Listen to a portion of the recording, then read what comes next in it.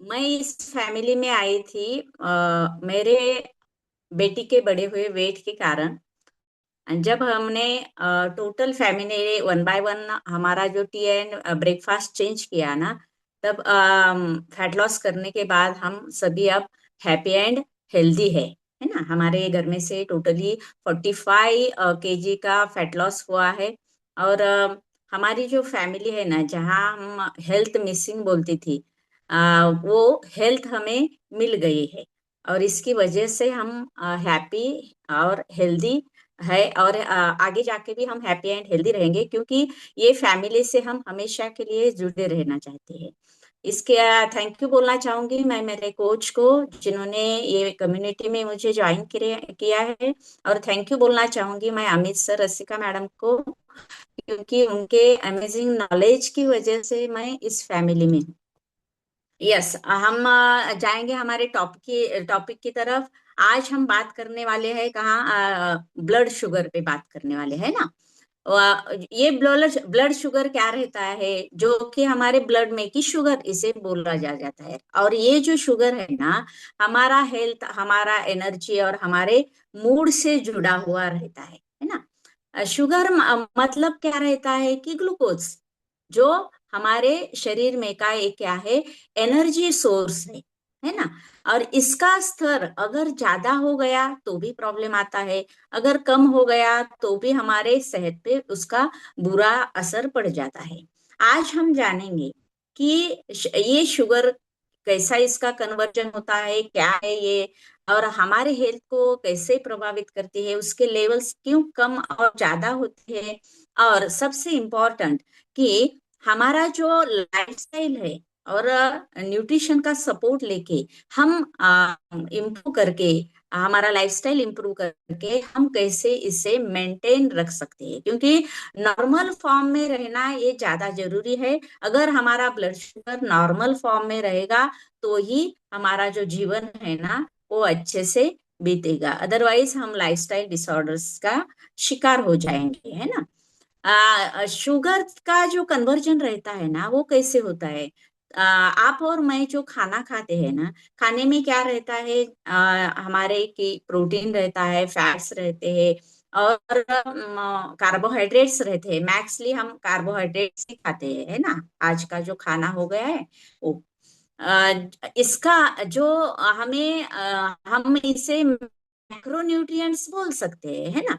ये जो मैक्रोन्यूट्रिएंट्स है ना, जब हमारे शरीर में जाते हैं ना, तब उस उनका कन्वर्जन है ना शुगर में हो जाता है। शुगर यानी सिंपल फॉर्म रहता है किसका, ग्लूकोज का। एंड ग्लूकोज जब हमारे ब्लड स्ट्रीम में जाता है, बराबर है। आप कहेंगे कि प्रोटीन का कैसा शुगर होता है। हाँ, प्रोटीन का भी एक मेटाबॉलिज्म रहता है, और वो पहले अमीनो एसिड में कन्वर्ट होता है और लीवर के पास जाता है। फिर बाद में लिवर उसे क्या करता है, शुगर में कन्वर्ट करता है ना। और फैट का जो प्रोसेस रहता है ना, वो बहुत लंबा रहता है। और जो कन्वर्जन रहता है ना उसका, वो थोड़ा सा स्लोली होता है। मीन्स ये डाइजेशन प्रोसेस जो रहती है ना उसकी स्लोली रहती है। अब हम बात करेंगे कि नॉर्मली क्या है कि मैंने बताया कि जो खाना हमने खाया है उसका कन्वर्जन क्या हो गया, ग्लूकोज में हो गया। हाँ, बराबर है। फिर हर एक cell as a energy source को, हर एक सेल के पास उसे जाना चाहिए, है ना। वो सेल के पास क्या रहते हैं कि रेसेप्टार्स रहते हैं उसके सरफेस पे। और ये हमें इसे क्या बोल सकते हैं, इसकी चाबियां भी ऐसे हम बोल सकते हैं, है ना। और जब हमारा हमारे पास एक ऑर्गन रहता है, जब हमारा खाना ग्लूकोज में कन्वर्ट होता है ना, तो जो पैनक्रिया नाम का जो ऑर्गन रहता है ना, वो क्या करता है, इंसुलिन रिलीज करता है।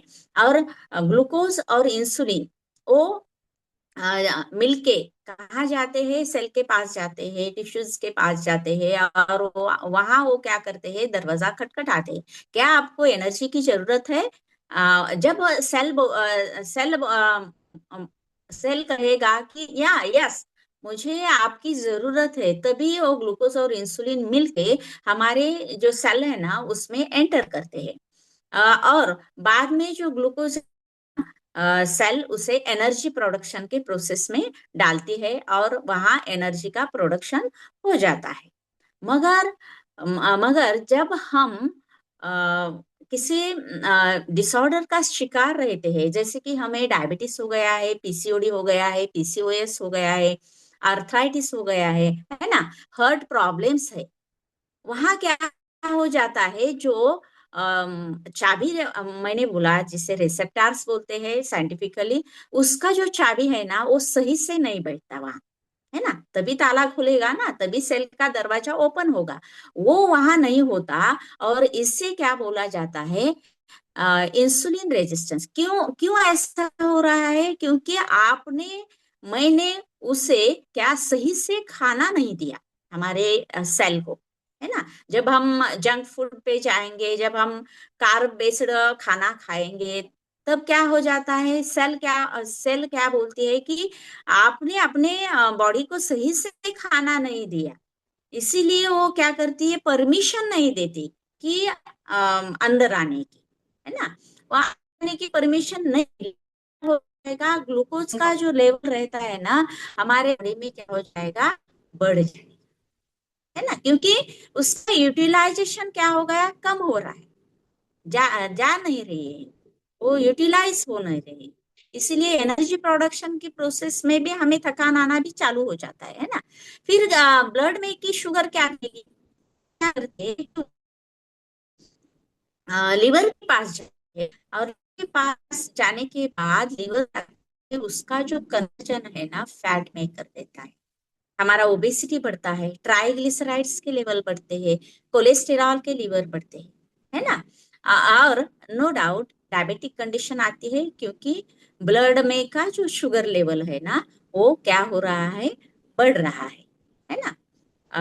ये इंसुलिन रेजिस्टेंस का जो मैटर रहता है ना वो बहुत ज्यादा खराब रहता है, क्योंकि इंसुलिन वो जो सेल है ना, जो इंसुलिन और ग्लूकोज है ना, सेल को दरवाजा खोल खोल बोलते हैं, मगर वो दरवाजा नहीं खोलती, क्योंकि वो बात नहीं मान रही है। क्यों बात नहीं मान रही है? क्योंकि सही खाना हमें नहीं मिला है ना। सही खाना खाना जब बैलेंस्ड फॉर्म में हमारे बॉडी को मिलेगा, कि वो बात नहीं मान, नहीं मिल रहा है ना।